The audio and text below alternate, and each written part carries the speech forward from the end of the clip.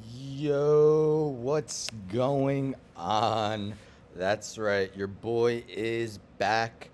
Wanted to try out this podcast thing. I haven't been online to stream in over a month. Kind of took a hiatus from Twitch, but this is something I really wanted to do. So I figured let's give it a shot. Let me just see. Is it on? All right, awesome. Um, Thank you for coming on. Can try this out. We're gonna call this Teacher Talking Sports. That's right. Um, Fun fact: I used to kind of do a podcast back in I want to say 2015, 2016, around that time. Did a sports podcast. Streamed it on something called Spreaker. Really enjoyed it. It was something I did every Sunday. Kind of fell off and never got back into it, but I figured why not try it again here on Twitch. Definitely probably going to try to stream video games every so often. Maybe do this once or twice a week. So we'll see how it goes. Figured it would be fun. Not expecting to become famous off it. Just something I enjoy doing. As many of you know, or if you're new and you don't know, I am a fifth grade special education teacher. But I originally went to school for communication, thinking, I could get into like sports broadcasting, sports announcing, something like that. Didn't pan out, so instead I became a teacher. So thus the name, Teacher Talking Sports. So the first thing I have up is this YouTube. If you guys could subscribe, I'd greatly appreciate it. I don't know much about YouTube, like how to make videos. I know I can post these onto my YouTube once I am done, but other than that, I'm not well versed in the world of YouTube or anything like that. But hopefully, I'll learn as I get along. Maybe can edit the videos into shorter videos and things of that nature. So if you could subscribe, I'd greatly appreciate it. Let me put it in the chat because I realize it's a new YouTube, so it's probably hard to find by that name because, as you see, no subscribers. I literally just made it. But yeah, let's get into it. This is episode number 1 of Teacher Talking Sports. How are we all doing today? I'm doing well. I got a 4-day weekend after tomorrow. There's a teacher convention Thursday and Friday. You best believe I am not going to that. So, yeah. Realize those of you watching on Twitch might not all be sports fans. I understand. I'll still do my video game streams, but this is just something I really wanted to do. When I first started Twitch back in, I want to say it was March. I always had the idea of trying this out and figured why not go for it. Do it for fun. If nothing comes of it, hey, I tried, right? What's Wayne Gretzky's quote?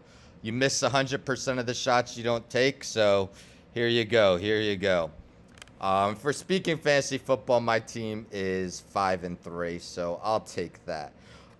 Today's episode, it's not going to be a long one. I kind of just wanted to get my feet wet in this Twitch podcasting world that I know very little about. But I want to look at the NBA's 75th anniversary team, okay? So this is the 75th anniversary of the NBA. So recently, the season about 2 weeks old. So right when the season started, they came out with their top 75 players of all time list. And boy, you better believe there was a lot of controversy when that came out. People were shocked. Certain guys didn't make it. And just a lot of names that surprised people. So I just wanted to talk about it. Let's look over it really quick and, give some of my takes on what could be done to improve it. Of course, it's always subjective. This is a subjective list. You can't really, there's no certain top 75. But, yes, these are the guys that came out on the 75th anniversary list. So if we take a look at them, some of them are obvious choices. We could go Kareem Abdul-Jabbar, of course, leading scorer in NBA history. Ray Allen, most three-pointers in NBA history. Of course, Steph Curry's going to break that soon. The Greek freak, Giannis, still young. What is he, 27, 28? Two-time MVP, reigning finals MVP, of course.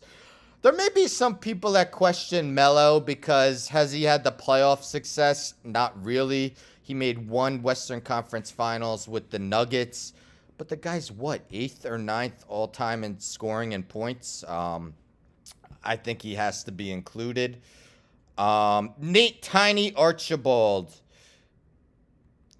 He is the only player in NBA history to lead the league in assists and scoring in the same season. So Nate Tiny Archibald won a championship with the Celtics. I think he's got to be included. Paul Arizin, old-timer. I think he played back in the early days, but he was one of the stars. So all these guys I'm naming so far, I can't take off. Rick Barry, famous for his underhand free throws, but boy, was he a great player. Elgin Baylor, one of the best to never win a championship. Dave Bing, he might not be a guy everyone knows, but looking up his numbers, he was putting up 20 and 6 assists a game for quite a long amount of time with the Detroit Pistons. Larry Bird, no-brainer. Kobe, of course. Wilt the Stilt, how could you not include him? Bob Cousy, another old-timer, won a bunch of championships with the Celtics. Yes, there was only who knows how many teams, 3, 4, no, there was like 8 teams. But one of the first great players. Dave Cowens won an MVP. The first guy I'm going to question here is Dave DeBusschere, okay? And Dave DeBusschere, I am a Knicks fan. Obviously, by my Twitch name, I am a Knicks fan, right? Dave DeBusschere, to me, if you look at his stats, and I love this site, Basketball Reference, I am a sports loser when it comes to stats. I'm always looking up old guys' stats, even before guys who played before I was born, such as a guy like Dave DeBusschere. You look at his numbers. Constant double-double threat. But back in those days, man, you see guys averaging 15, 20 rebounds, no problem. Dennis Rodman, all those years he led the league in rebounding. Back in, like, the 60s, he probably would have been, like, 12th or 13th on the list. So, he's a question mark, but he did win 2 championships with the Knicks. So, you can't really... He's a question mark whether he belongs. I'll say that.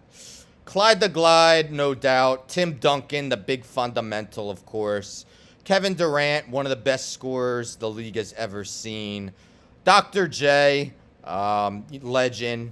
My favorite player of all time, Patrick Ewing. Come on, if you're going to debate that, shame on you. Walt Clyde Frazier, the man with style. Amazing point guard, amazing defensive point guard, won 2 titles with the Knicks. Kevin Garnett, George Gervin, Hal Greer. I'm just going to read them off because I want to talk about some of the biggest snubs, all right? So James Harden, John Havlicek, Elvin Hayes, Allen Iverson, LeBron James, Magic Johnson, Sam Jones, another iffy guy. He played while back. Michael Jordan, Michael Jordan, the GOAT. Jason Kidd, Kawhi Leonard, yes, not many years. He's, 8, 9 years into the league, but he's done his part. He belongs. Damian Lillard is definitely a question mark. Damian Lillard is a phenomenal scorer. Let's not get that twisted. But if we look, 31 years old, still got plenty of time in the league. 6-time All-Star, 6-time All-NBA. Much like Melo, though, he hasn't done much in the postseason. The Blazers did make the Western Conference Finals once. As you see, he's an amazing scorer. Looking at his stats, what is he doing this year, though? Shooting 34.9%, 23.1% from deep. Do you put him in over some of the snubs I'm going to talk about in a little bit? That is a question that needs to be answered. Jerry Lucas, honestly, I'm not going to get into him. I don't believe he belongs on the list. The mailman, second leading scorer in league history, of course. Moses Malone, two-time MVP. I believe he won 2 championships. He's got to be on. Pete Maravich, who might be a little overhyped, but he is a top 75 player all time. Bob McAdoo was one of the biggest snubs from the top 50, which I somewhat remember. I was really young in 1996 when they did the top 50. Bob McAdoo and the Human Highlight film, Dominique Wilkins, were not included, but they definitely deserve to be. So I would include, they rightfully belong on the top 75 as they belong on top 50. Kevin Mchale, legend with the Celtics. George Mikan, maybe the first ever superstar in league history. Reggie Miller, one of the best three-point shooters of all time. As a Knicks fan, he caused me a lot of heartache back in the 90s. Earl the Pearl Monroe, my boy, won championships with the Knicks. Well, actually, he only won 1 with the Knicks. He was on their second championship team. Steve Nash, 2-time MVP. Dirk Nowitzki, MVP. Won a championship with the Mavs when nobody expected him to beat that Heat team with Wade, Braun, and Bosh. Hakeem Olajuwon, of course, the dream. Shaq, come on. Robert Parrish, he could be a question mark, but I think he belongs. Chris Paul, of course, CP3. Gary Payton, the glove, maybe the best defensive point guard in NBA history. Bob Pettit, another old-timer who did his thing back in, I believe, the 60s. Paul Pierce, he's become a major crybaby in his post-playing days, but without question, he's top 75 all time. Scottie Pippen, another crybaby. I believe his book just came out. What's it called? Unguarded, Can't Be Guarded. I forget, but he's talking a lot of smack about Michael Jordan. It's like, stop it. Like, there's no shame in being considered the Robin to Batman's Jordan. And Scottie Pippen's just got to, live with that. He's still seen as a great player, so relax. You're not Michael Jordan. Willis Reed, most famous moment is walking on the court, of course, in the 1970 NBA Finals. Oscar Robertson, the first player to ever average a triple-double. The Admiral, David Robinson. Has to be on. Dennis Rodman, the Worm. I think he's got to be on, but there's a couple other defensive-minded players who also did not make the list. I could talk about them in a little bit. Bill Russell, one of the greatest winners of all time, 11-time champion. Dolph Schayes, I don't know if he belongs, but he was one of the first superstars. The one guy on this list, I believe, who truly does not belong is Bill Sharman. Bill Sharman played with the Celtics back in the 50s, 60s, won 4 championships. I'm sorry. Nobody's putting him on their top 75 list of all time. And what I don't like what the NBA did was and a lot of people disagree with me here, but they said that they took each player from the top 50, included them on the top 75. So they added 25 guys to the top 50 list. But that's not really fair, because who's not to say that 35 guys overtake 10, let's say 25 new guys, 10 guys should overtake 10 guys on the 50 list. That's possible. So I didn't agree with that, but Bill Sharman made the 50 list, so he's on this. John Stockton, all-time leader in steals, of course. Isaiah Thomas, 2-time finals MVP, of course. Nate Thurman, Warriors legend, but I don't believe he belongs on the list. As I mentioned, a lot of guys were rebounding machines back in those days. Nate Thurman was one of them. Hall of Famer, yes. I don't know if he belongs here. Wes Unseld, I believe, belongs on. Again, more of a rebounder, great defender, but he did win a championship as the best player on the Wizards. Dwayne Wade, of course. Bill Walton. Here's why I'm going to question Bill Walton, okay? So, Bill Walton was a fabulous player, right? Won MVP, won a championship as the best player, and as a sixth man with the Celtics. But look at these amount of games, right? He played 468 career regular season games, all right? Was he a great player? Yes. For about 3 years, you could see he averaged 18 points, 13.7 rebounds, 4.3 assists, 2.5 blocks. Awesome, okay? But look at 3 years he didn't play because of a foot injury. Look at all these 10 games, 33 games, 14 games, 35 games. This was a guy who just couldn't stay healthy, all right? So remember that number, 468 career regular season games. Compare that to a guy who's currently playing, right? Who we've seen a lot of memes making fun of him for constantly being injured. Also a former MVP. Did miss a lot of time due to injury. He's on my Knicks now, this guy. I'm talking Derrick Rose, right? It's Derrick Rose, 33 years old currently.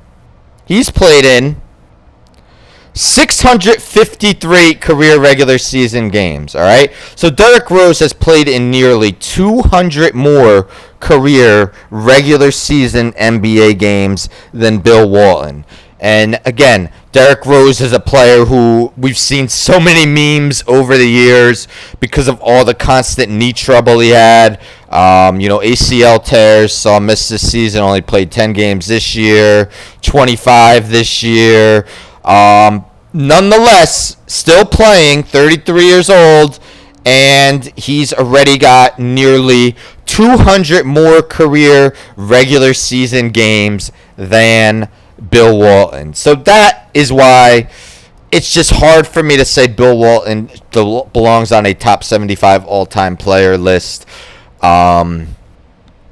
He had an amazing career at UCLA. He's known as one of the best college basketball players of all time. But to me, he just doesn't belong on here, due to the lack of regular season games. 468 regular season games, that's what?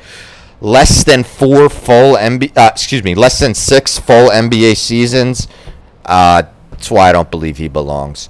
Jerry West. So Jerry West, he's the NBA logo. I'll put him on. Russell Westbrook, much scrutinized player, but what does he average? Triple doubles in 3 of the last 4 of the last 5 seasons. To me, I believe he's top 50. Never mind top 75. Lenny Wilkins, who was the all-time leader in coaching victories until Don Nelson surpassed him. Another questionable guy. I question whether he is one of the 75 best players of all time. Great point guard. Of course, played before my time, but I'm not sure he belongs. Dominique Wilkins, the human highlight film, amazing scorer. It's not his fault. The Hawks really had nobody else on that team, and he faced Jordan all the time, right? He couldn't get past Jordan. So I don't believe that. I believe it was a big disappointment that he didn't make the top 50 team. So the NBA at least rectified the situation by putting him on the top 75. So that, to me, was a no-brainer, and thankfully the NBA fixed that. And Big Game James, right? Big Game James, if you look at his stats, they're, very solid. But, we had some great moments in the finals, won a finals MVP. I have no problem with his inclusion on this list. So this is the NBA's 75th anniversary team. And boy, when this list came out, was Twitter popping off or what? Because there was so many guys who were considered to be snubs. And I actually wrote an article on it, so I do write sports articles, and it's rare. I don't do it that often because I literally get peanuts, and when I say I get paid peanuts for doing it, I'm kind of offending peanuts by saying it because, I get paid next to nothing. It's just something I do occasionally and have fun. So, as you can see, I wrote The biggest snubs from the NBA's 75th anniversary team, including Adrian Dantley. So I believe I included 15 people. So, yeah, that's how ridiculous this was, right? So it's the NBA's top 75 players of all time, but they actually named 76 because there was a tie at the bottom of the list. Apparently 75th and 76th tied, so I actually named 76 players. All right, so let's look at some of these snubs, all right? So first, I included 15 players, right? And I said apologies to these guys: Paul George, Kevin Love, Jimmy Butler, Chris Webber, Ben Wallace, Grant Hill, Artis Gilmore, Walt Bellamy, and many others who also could be considered snubs. So honestly, I would say there's probably 125 players that can be considered snubs. No, I'm sorry, 125 players who could be considered, have a rightful say to be included on this NBA 75th anniversary team. Included some old timers, right? So I started with the old timers. Adrian Dantley wrote their accolades: 6-time All-Star, 2-time scoring champ. So the fun fact for him, right? Only 3 players have more seasons than Dantley's, of averaging 30 or more points in a season. Michael Jordan did it 8 times, Wilt Chamberlain did it 7, and Oscar Robertson did it 6. So only 3 players in league history averaged at least 30 points per game more than Adrian Dantley. Look at his numbers here. Only 6 All-Star teams. That kind of surprised me. Look, 28.0, 30.7, 30.3, 30.7, 30.6, 26.6, 29.8. Just scored at will. Career 54% shooter from the field. To me, Rookie of the Year. To me, definitely one of the biggest snubs. Alex English, Nuggets legend, 8-time All-Star, 1-time scoring champ. As you see, 8 straight seasons, averaged at least 25 points per game. Could look at his numbers here. Led the league in scoring in 1982-83 with 28.4 points per game. Look at those rebounding numbers for shooting guard / small forward. Dished out a lot. He did play on what was a high-tempo Nuggets team back in the early 80s. But, again, another efficient scoring player. May not have had playoff success, but, he still put up numbers in the playoffs. Another snub right there. Bernard King. So Bernard King, also like Bill Walton, did have a lot of injury history throughout his career. But before he got injured, he was definitely one of the game's elite scorers. And, despite his injury history, he still played more than 400 regular season games than Bill Walton did. You see his time with the Knicks. 1984-85 led the league, 32.9 points per game. I believe that is a single-season record for the Knicks. I could be wrong, but I believe that is their single-season record. And as I mentioned, opening round of the 1984 playoffs against the Pistons, this dude averaged an absurd 42.6 points per game in the 5-game series. Absolutely incredible. Again, torn ACL, and as I mentioned, much harder to overcome in the 80s. Medicine was not as good as it was back then isn't as good as it is today, but still had an excellent career. Then I mentioned Bob Lanier, right? Bob Lanier was the first pick in 1970. We look at his numbers here. Consistently over 20 points per game, consistently averaging a double-double, made 8 All-Star teams. He's a guy who could definitely have been included. Let's look at those are the old-time players. Here's some active players, and I do not like this guy. Let's make that clear. I do not like this player at all. I never really have. But to say he's not a top 75 player of all time just seems ridiculous to me, and that is Dwight Howard. So Dwight Howard currently on the Lakers. It's actually his third stint on the Lakers, and he's a shell of his former self, but people seem to forget how friggin' good this guy was with the Orlando Magic, right? So you look at his accolades, one-time NBA champ. All right, that was with the Lakers in 2019-20, the bubble season. Again, wasn't at his full strength, not in his Orlando heyday. But he did take the Orlando Magic to the finals. 3-time Defensive Player of the Year, 8-time All-Star, 8-time All-NBA, 5-time All-Defensive, 5-time Rebounding Leader, 2-time Blocks Leader, 1-time Field Goal Percentage Leader. Still active. He ranks nearly in the top 10 all-time in both rebounds, 11th all-time, and blocks, 13th all-time. So I just don't know how he's not included, right? He's still not going strong, but he's 35 years old, still in the league today. Made the All-Star team, 8 straight seasons. As I mentioned, he's a 3-time Defensive Player of the Year. How did this guy not make the top 75 players of all time? Let's look here. If we go from 2007-8 to 2013-14, he averaged 19.8 points, 13.5 rebounds, and 2.4 blocks per game. Stop it.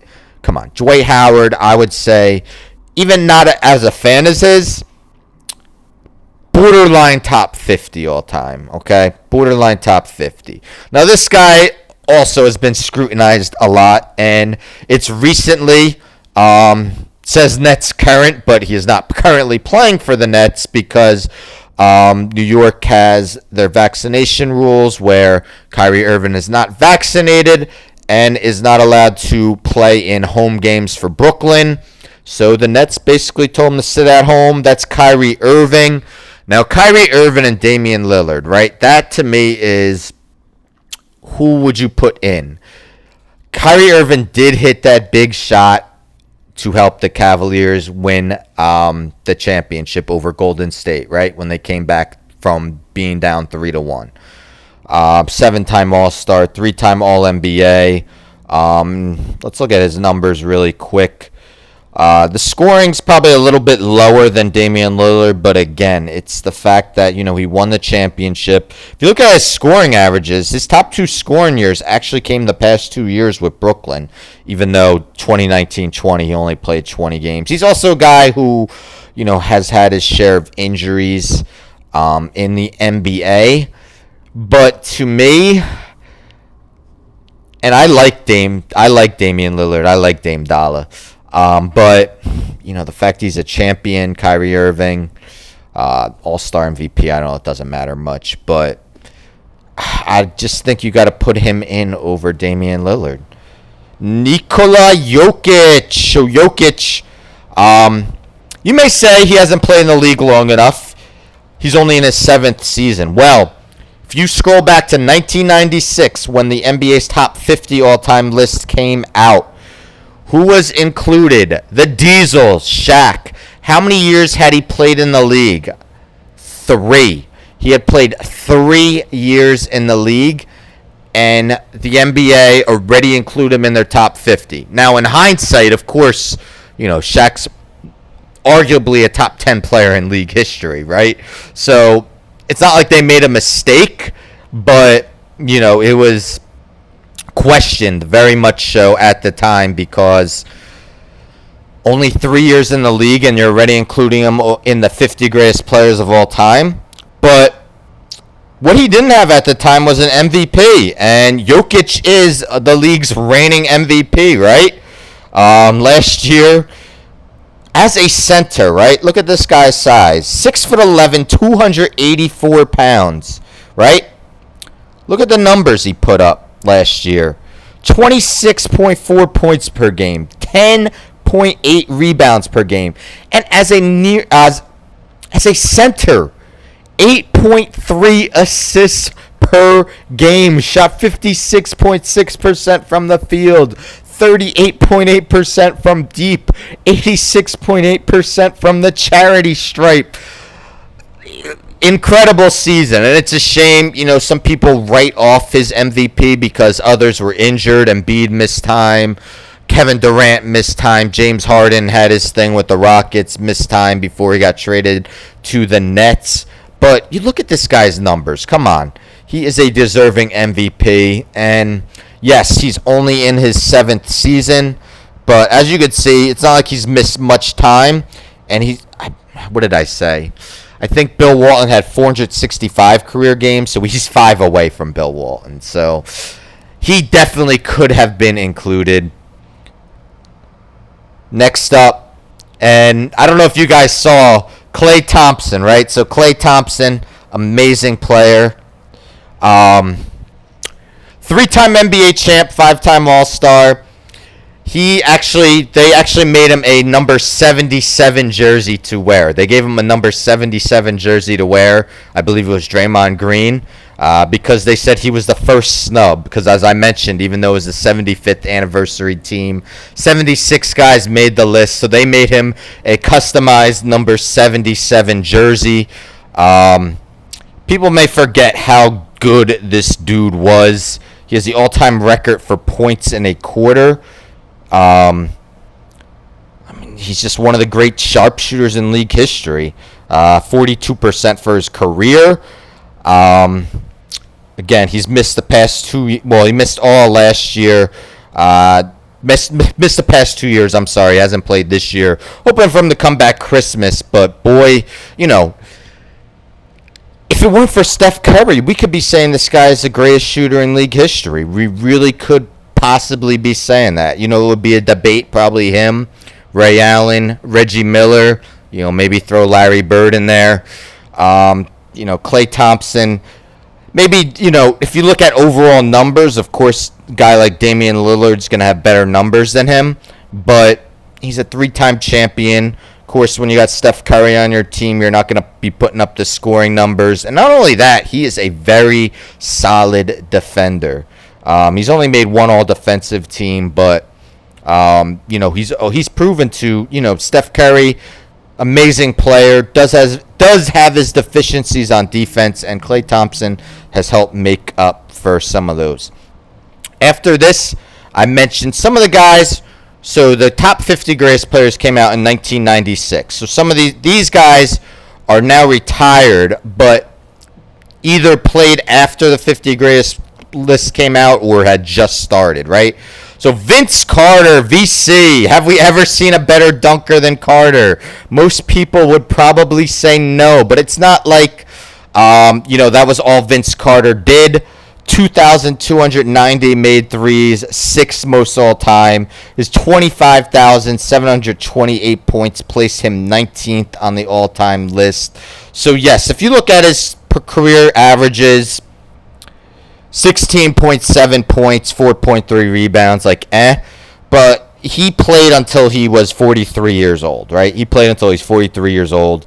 I believe he has the NBA record for most seasons in the league. I want to say 22. So Vince Carter played forever, guys. He played forever.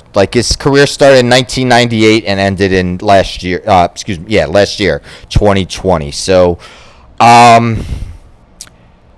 look at these numbers, 27.5 points, 24.2. So we had bunch of seasons where he was averaging over 20 points per game. So to me, he's got to be included, right? He's got to be included. Vince Carter, not just the best dunker, great scorer. Again, not as much playoff success, but he was never on a great team, right? Pau Gasol did not make the list, guys. 2-time NBA champ. Remember, he joined the Lakers, and everyone was arguing that it was a lopsided trade. The Lakers gave up Kwame Brown and actually gave up his brother too, Marc Gasol, who nobody knew was going to become as good as he was, as good as he did become, Marc Gasol. But Gasol, 2-time NBA champ, Rookie of the Year, 4-time All-NBA. His first 3 seasons with the Lakers, they made the finals. 39th all-time in points, 28th all-time in rebounds, 21st all-time in blocks. Pau Gasol, you've heard it from Kobe. Rest in peace. Kobe said, they'd never would have won those 2 championships if it wasn't for Powell. Manu Ginobili, one of the best 6 men of all time. Again, his stats do not pop off the page, but anyone who saw him knew how big an influence he was on those Spurs teams. 4-time NBA champ.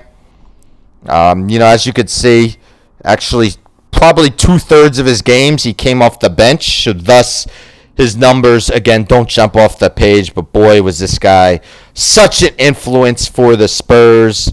Definitely a guy who could be included. We've got a few guys left. Tracy McGrady. Man, Tracy McGrady, I'm a Knicks fan, but Tracy McGrady was arguably my favorite player not on the Knicks. He did play for the Knicks for maybe 50 games, but that was past his prime. 7-time All-Star, 7-time All-NBA, 2-time scoring champ. I mean, look at these guys. Look at this guy's numbers. Like, there was a time when it would not have been a crazy debate as to who was the better player, Tracy McGrady or Kobe Bryant. He won his 2 scoring titles here, his last 2 years with the Orlando Magic, 32.1 points per game, 28 points per game. Just was an absolutely incredible scorer. Injuries slowed him down. As you can see, his numbers precipitously dropped towards the end of his career, but again, maybe his prime wasn't as long as some guys on the list, but again, even like I wrote, right? YouTube his game, December 9th, 2004, against the San Antonio Spurs. They were getting annihilated. Looked like they had 0 chance. He went off. 13 points in 45 seconds with one of the best defenders at the time, Bruce Bowen, guarding him.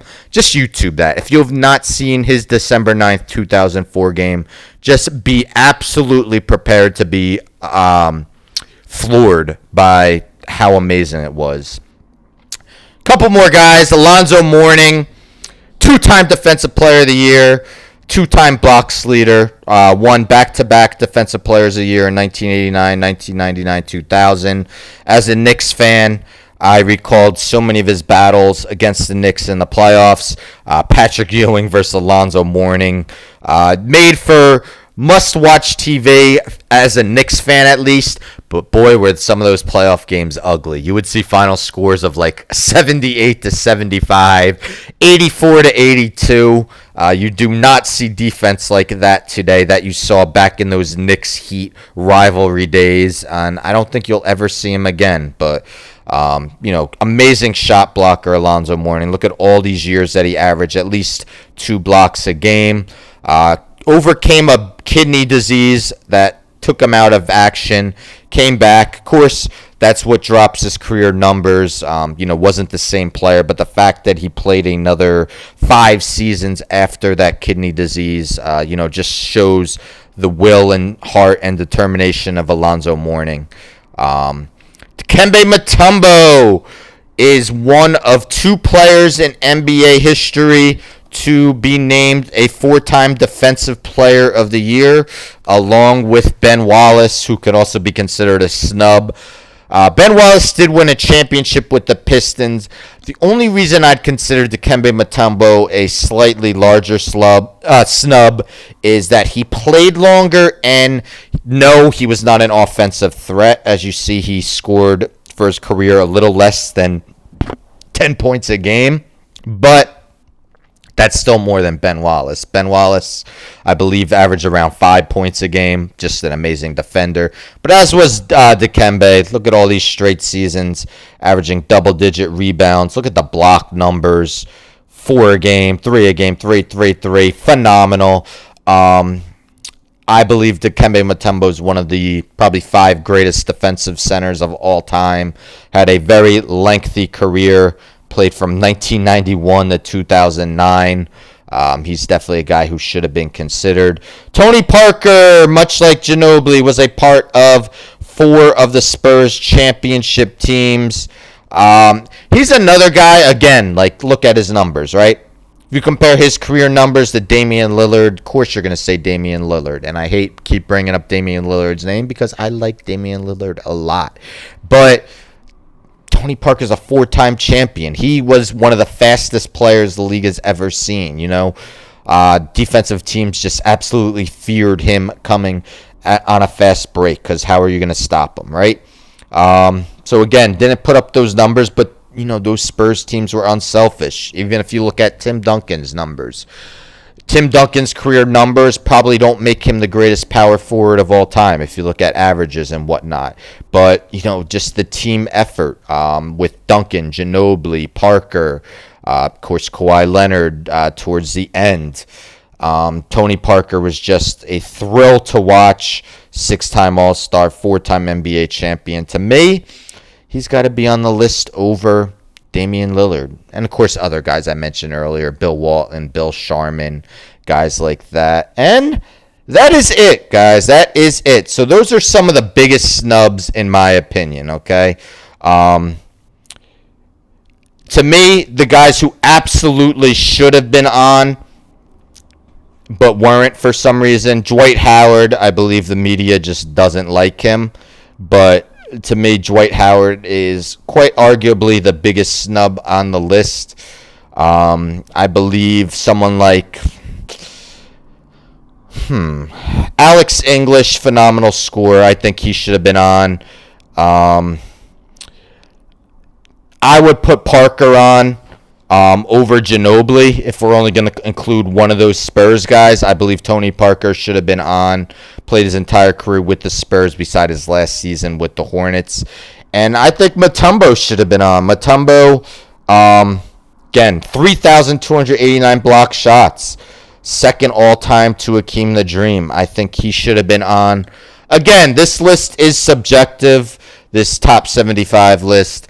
But, again, you went on Twitter right after this came out, and people were just angered. People were angered. I mean, people are angered by literally almost anything today, right? But, people were quite upset by some of the guys who were excluded from the list. But, those were some of the biggest snubs, and that's really what I wanted to talk about in this first episode. Thank you, everyone who came on. Again, guys, I would really appreciate if you could subscribe to this YouTube. I'm going to be posting on there, my videos of when I do Teacher Talking Sports. This is episode 1. I would love to improve it. This was almost like a test run, right? As I mentioned, I podcasted maybe around 2015, 2016. So it's been 5-6 years. Maybe I'm a little rusty. Just wanted to get my voice back out there. Thank you guys. I don't know if anyone's been chatting on Twitch. I have the chat on my phone, and my phone's been having issues with Twitch, where if I'm on the thing for a while, sometimes the chat just stops working. So if you were chatting, I'm sorry. I don't mean to ignore you. And also, it's kind of hard to, if I'm podcasting, right, I can't comment back on everyone's comments. I can't just be like, oh, hey, thanks for coming in. Yes, appreciate you. What's going on? How's your day going, right? Because, I have what I want to talk about. But, if I see the chat, I do want to, at least try to chat every so often, like, how are we doing? Thank you for coming by. And, see what you guys are saying. My chat, I haven't seen anyone chat in quite some time. So, again, I'm not ignoring you guys. Unfortunately, I just can't see the chats, and it's frustrating. I realize everyone watching might not be a fan of sports as well. The way I see it, I'm not going to be streaming a lot. I'm not going to lie. But I do plan on streaming maybe 2 or 3 times a week. Maybe this once or twice a week. And I'll get back into my video games once or twice a week, okay? So I'll still be doing that. I'm trying to get back on your streams, guys. I took a little bit of a break. But, again, I would greatly appreciate if you could subscribe to my YouTube. Again, let me put it in the chat. Hopefully the chat works because, again, I can't see diddly. But if you could subscribe, didn't post. All right, hold on. Let me go to my Twitch. And let me post it in there. All right, so I see some of you were chatting. Hold on. How do I? Come on.